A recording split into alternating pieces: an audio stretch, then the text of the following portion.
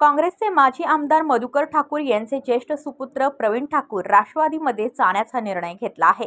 यावेळी त्यांनी रायगड जिल्ह्यामध्ये काँग्रेसने कोणत्याही जनतेचे प्रश्न सोडवले नाही, या पक्षामध्ये राहून काय उपयोग, अशी खदखद व्यक्त केली। पुढे ते म्हणाले की माझ्या वडिलांनी 38 वर्ष काँग्रेसमध्ये काम केल्यानंतर त्यांना आमदारकीची उमेदवारी मिळाली। खरं तर माझ्या वडिलांवर एक प्रकारचा अन्याय झाला, तरी ते शेवटपर्यंत काँग्रेसमध्ये राहिले। आम्हीही काँग्रेसमध्येच राहिलो, मात्र पक्ष हे जनतेचे प्रश्न सोडवणारे माध्यम आहे। प्रवीण ठाकूर हे काँग्रेसचे महाराष्ट्र प्रदेश चिटणीस आहेत। 3 जुलैला ते अजितदादांच्या राष्ट्रवादीत जाहीर पक्ष प्रवेश करणार आहेत। त्यामुळे रायगड जिल्ह्यात काँग्रेसला एक धक्का म्हणावा लागेल, तर राष्ट्रवादीला एक प्रकारे बळ मिळणार असल्याचे बोलले जात आहे।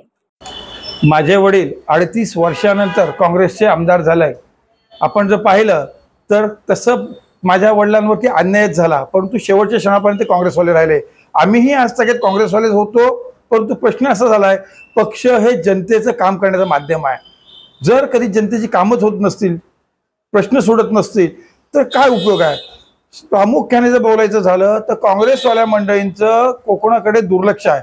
16 सीट्स कोकणामध्ये असताना एकही सीट काँग्रेसवाल्यांना असं वाटलं नाही की काँग्रेस पक्षाच्या उमेदवाराला द्यावी। काँग्रेस पक्ष संपवलाय। जनता कार्यकर्ते यांचे हाल आहेत, अनेक अडीअडचणी प्रश्न आहेत, ते सोडवण्याकरता पक्ष बदलणं ही काळाची गरज होती आणि म्हणूनच मी पक्ष सोडत आहे। उद्या आदरणीय उपमुख्यमंत्री अजितदादा पवार अलिबाग येथे येत आहेत।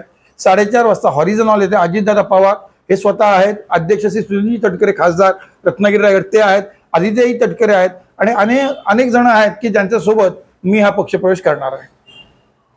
ब्युरो रिपोर्ट रायगड, पनवेल वार्ता न्यूज। आपल्या परिसरातील बातम्या आमच्यापर्यंत पोहोचवण्यासाठी स्क्रीनवर दिलेल्या क्रमांकावर संपर्क साधू शकता।